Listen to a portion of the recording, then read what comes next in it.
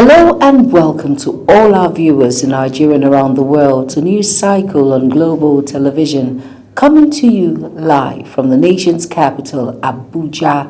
I am Jumai Manson. A quick reminder that Global Television is on DSTV channel 365, Star Times channel 276, and Free TV.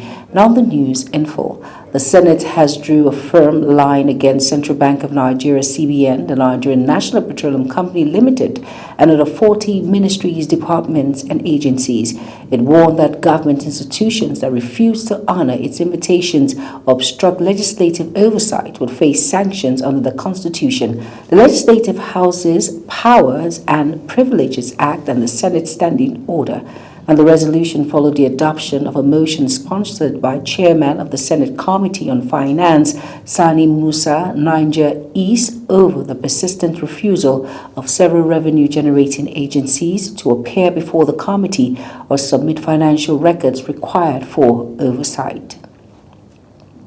Director General of the Budget Office of the Federation, Tanimu Yakubu, defended the agency's role in the controversial budgetary allocation to the Presidential Foreign Investment Promotion Council, PFIPC, insisting that despite provisions made in the 2026 Appropriation Act, not a single kobo was released or spent because the statutory conditions for expenditure were never fulfilled.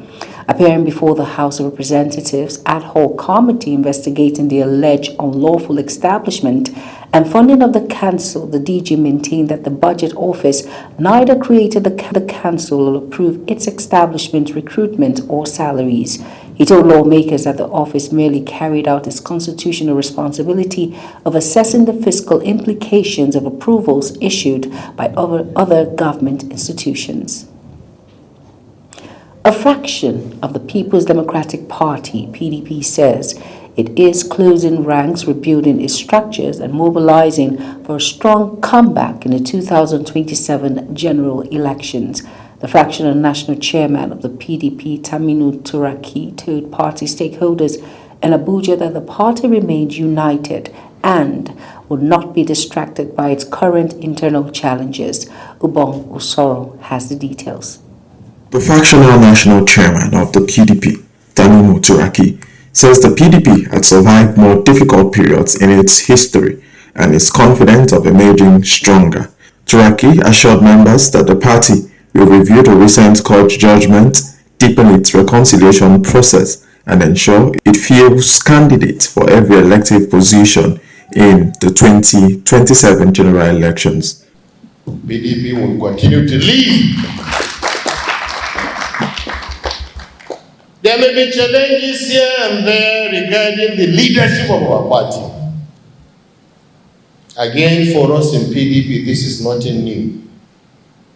We will overcome, we shall overcome, we are overcoming. The secretary of the PDP Board of Trustees, Aliyu Muazu, commended the party leadership for standing firm in defense of the party's constitution despite sustained political pressure. He urged members to remain patient and loyal, insisting that unity, discipline, and commitment would restore the party's fortune, while those who left the PDP for personal interest would eventually regret their decision. That if I will borrow our clerics, whatever you do, if you repent, you will get it back. You will get yourself back. You will get our party back, and we will succeed in the final analysis. Chairman of the PDP's State Chairman Forum, Tony Azewemi, described the party's present challenges as temporary and surmountable. He called on members to remain focused on rebuilding the party through credible leadership, internal discipline, and selfless service, expressing confidence that the PDP would emerge stronger ahead of the 2027 elections. I think we have to be very clear. This PDP, we made serious mistakes in projecting people we ought not to have projected to attain certain positions. And I think under this leadership, once we get back up, such people will never smell those seeds that they are smelling now. The stakeholders unanimously pledged to strengthen internal unity, conclude reconciliation process, and reposition the PDP for stronger showing in the 2027 general elections. Ubong Usoro, Global TV News. Kano State Executive Council has approved more than 50 billion naira for the execution of various development projects across the state. The projects cover key sectors including education, healthcare, roads, water resources, and physical planning. The Commissioner for Information and Internal Affairs, Abdullahi Waya, announced this while briefing journalists on the outcome of the fourth year's Executive Council meeting. Global TV correspondent Idris Jibrin tells us more. Chaired by Governor Abba Kabir Yusuf, the 40th Executive Council meeting focused on key projects aimed at improving infrastructure and public services across Kano State. After extensive deliberations, the Council approved billions of naira for the rehabilitation, construction and upgrading of public schools across the state. Council approved a total expenditure of 55,475,406,487 naira 82 kobo. Education remains the largest beneficiary of today's approvals. The Executive Council approved numerous projects aimed at improving infrastructure, learning facilities, student welfare, and access to quality education across Kano State. The education sector was not the only area to receive attention. The Council also approved funds for the construction, renovation, and upgrading of healthcare facilities in a move aimed at improving access to quality healthcare services for residents. The Executive Council approved the following project: reconstruction and upgrading of the health facility at Shekar, Maidaki, Maidili in Kumbota local government area at the cost of 201,971,185,000 naira 92 kobo. Construction of a new primary healthcare facility at Bubugaji, Kwari Gidang Jakara, Kumbota local government area at the cost of 345,457,614 naira 96 kobo. The Ministry of Land and Fiscal Planning was also allocated more than 3 billion naira for various projects across the state. The Council further approved funds for the supply of gas oil to support the operation of the Ministry of Water Resources. In the area of road infrastructure, more than 1 billion naira was approved for the rehabilitation and construction of roads in different parts of the state. Revised estimated total cost for the rehabilitation and asphalt overlay of Sabo Kinzu Road, Government House roundabout to Maiduguri Road Junction at the cost of 1,070,929,010 naira 86 kobo. The Commissioner said the funds would be released to the relevant ministries, departments and agencies for the immediate execution of the approved projects. The Kano State Executive Council called on residents to continue to maintain peace and support government efforts toward providing critical infrastructure and improving public services across the state. From Kano, Idris Jibrin, Global Television News. Meanwhile, Governor Abba Yusuf of Kano State has announced plans by his administration to establish a state-owned commercial airline as part of effort to create employment opportunities for indigenous pilots. According to a statement issued by the governor's spokesperson, Sanisu Bature, the proposed airline is expected to commence operations within the next 1 year. And the governor disclosed this during the 40th Kano State Executive Council meeting held at the Government House, Kano, where he received several awards, including a recognition from the Kano State Pilot Association for supporting members to complete their aviation training. Ahead of the August 15th governorship election in Osun State, the Accord Party and Police Command traded accusations over neutrality of security agencies in the state.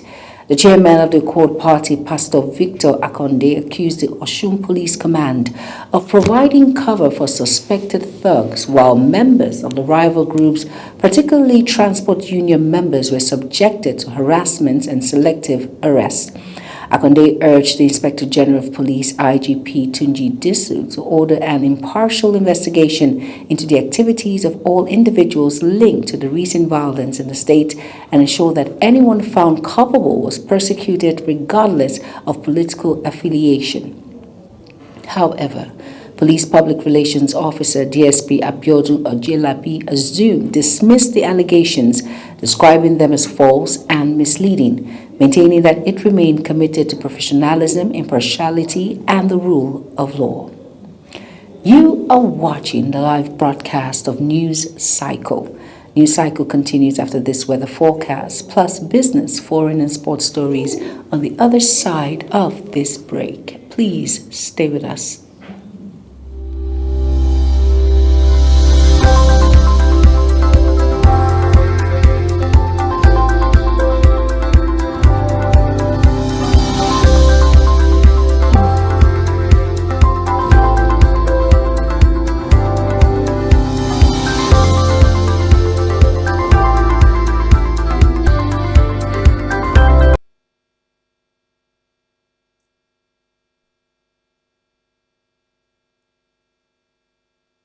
You're welcome back, and if you're just tuning in, this is News Cycle on Global Television. Thank you for staying with us.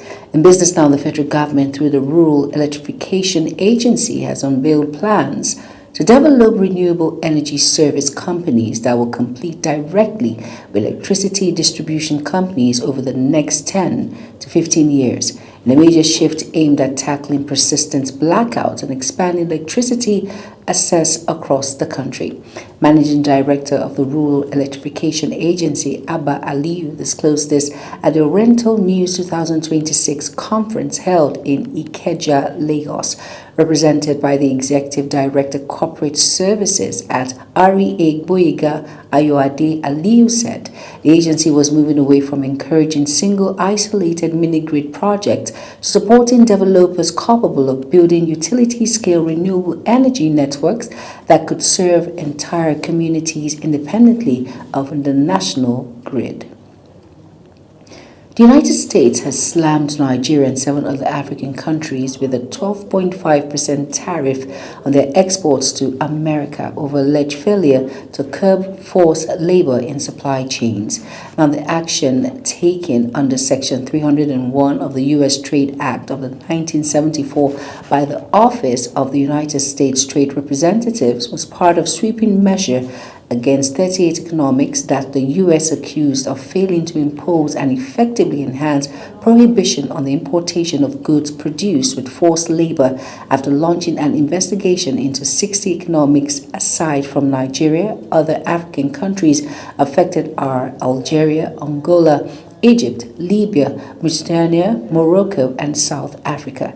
The United States Trade Representative said the affected nations have not put in place or enforced measures strong enough to block goods made with forced labor from entering their markets. On the foreign scene, Ukrainian drones hit a warehouse for a Russia e-commerce giant near St. Petersburg today, triggering a fire that sent smoke pouring over the touristic city, according to local officials. Ukrainian President Vladimir Zelensky alleged after the first attack that the facilities were used to supply sanctioned components for drone production and navigation equipment. Kyiv has targeted St. Petersburg as it stepped up large-scale drone strikes on Russian energy, military, and logistics sites in recent weeks. Russian President Vladimir Putin has visited the Izhtruk aviation plant as Russia stops up production of its homegrown MC-21 passengers aircraft in a renewed push to straighten its aviation industry and Western sanctions. Vladimir Putin toured the Izhtruk aviation plant, one of Russia's leading aircraft manufacturing facilities, to inspect progress on the production of the country's new medium-haul passenger jet, the MC-21. Samuel Odi has the details. The aircraft is expected to play a central role in Russia's drive to reduce dependency on foreign-made planes and expand domestic aviation capacities. During the visit, Putin inspected production lines and received briefings from industry officials on the development of the aircraft and the plant manufacturing capacity. The Yuzhuk facility, operated by United Aircraft Corporation, is a key component of Moscow's strategy to modernize its aerospace sector and sustain aircraft production despite restrictions imposed by Western sanctions. Russia's authority says the MC-21 program is aimed at boosting self-reliance, creating jobs and strengthening the country's long-term industrial and technological capacity. The visit underscores the Kremlin's determination to accelerate domestic aircraft production as Russia seeks to reinforce its aviation sector and reduce reliance on foreign technology. Samuel Odi, Global TV News.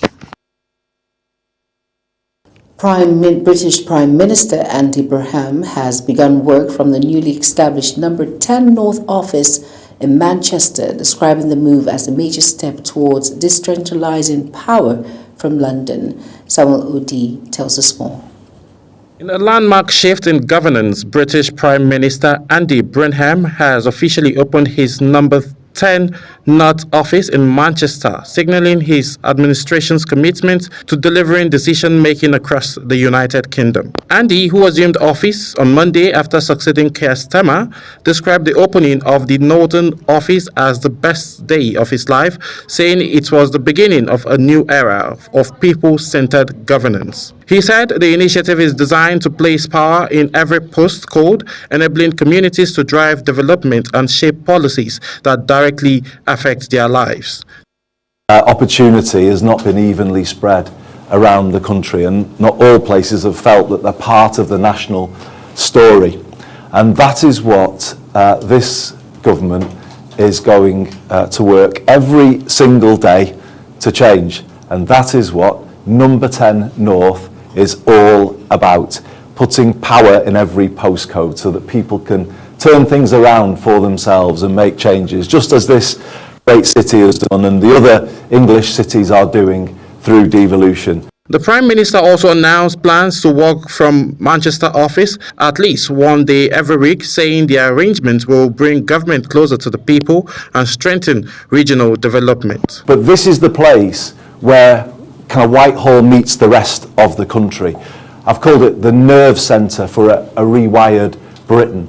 Or if you think about it in terms of the day-to-day kind of challenge around growth, it will be the situation room for growth, where we all get around the table, mayors with all of the team and the Whitehall department, so we get those decisions made more quickly, we break through the log jams, and we get things done. The move is widely seen as a flagship policy aimed at reducing the concentration of political authorities in London while boosting local governance and economic growth across the United Kingdom. Samuel Odi, Global TV News.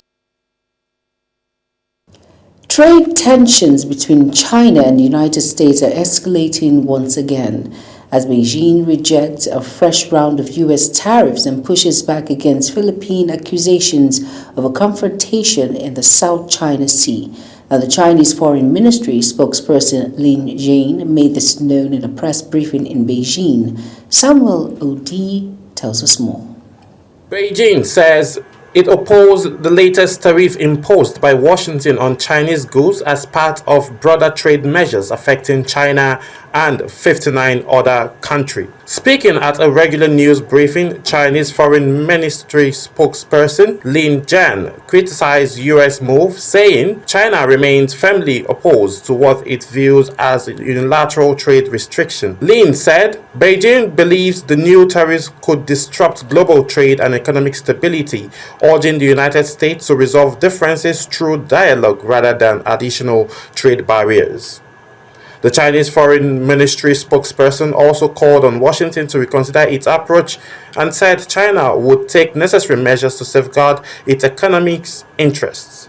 Lin also responded to allegations from the Philippines that China Coast Guard used a water canoe against a Philippine government vessel near a disrupted reef in the South China Sea. He defended Beijing's action, reiterating China's position on its maritime claims and law enforcement activities in the contest water. The incident has further heightened tension between China and the Philippines, which have been involved in a series of confrontation over dispute areas in the South China Sea. Both countries continue to assert their claim over contested maritime territories, with Philippines calling for international support and China maintaining that its actions are lawful and aimed at protecting its sovereignty. Samuel Odi, Global Television News. Moving on to some exciting news in sports, Nigeria's Roland Ezuruike has secured Team Nigeria's first medal at the 2026 Commonwealth Games after claiming silver in the men's lightweight Group A powerlifting event. The experienced powerlifting produced a strong display throughout the competition and came close to winning the gold medal.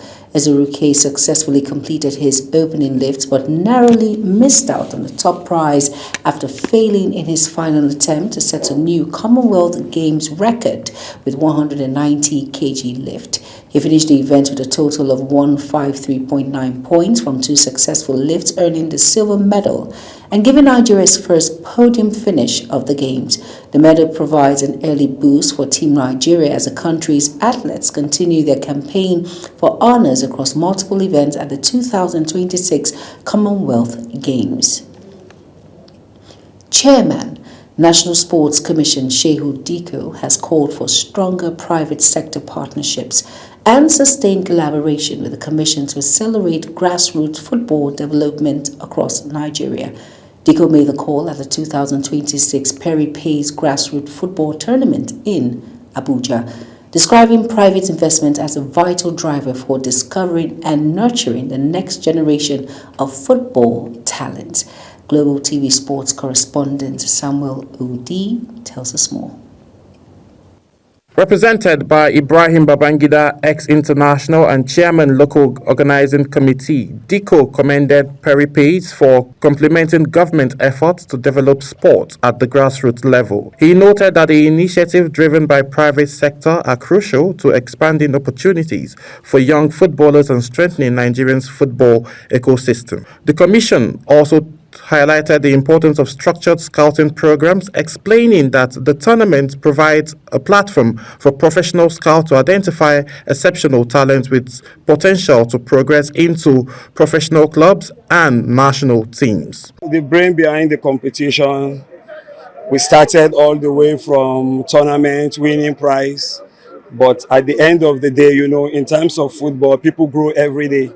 When we grow, we discover more things to do concerning the grassroots football in Nigeria. The chief executive officer of Perry Pays said the tournament was born out of his personal desire to create opportunities he never had while growing up. He explained that although he did not have the privilege of playing football professionally, he is committed to ensuring that talented young Nigerians are given the exposure and support needed to pursue successful football careers. Taking our youth off the streets, and the motive is this is our way of protesting for good governance.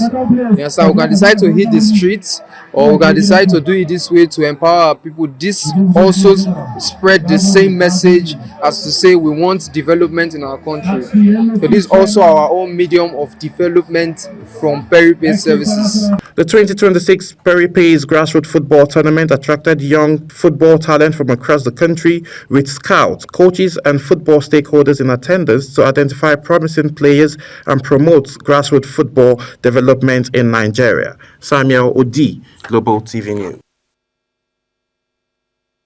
Still on sports news now, the 2026 Women's African Cup of Nations kick-off in Morocco on Sunday, 26th of July, 2026, with qualifications for the World Cup and a record $2 million first prize on the line.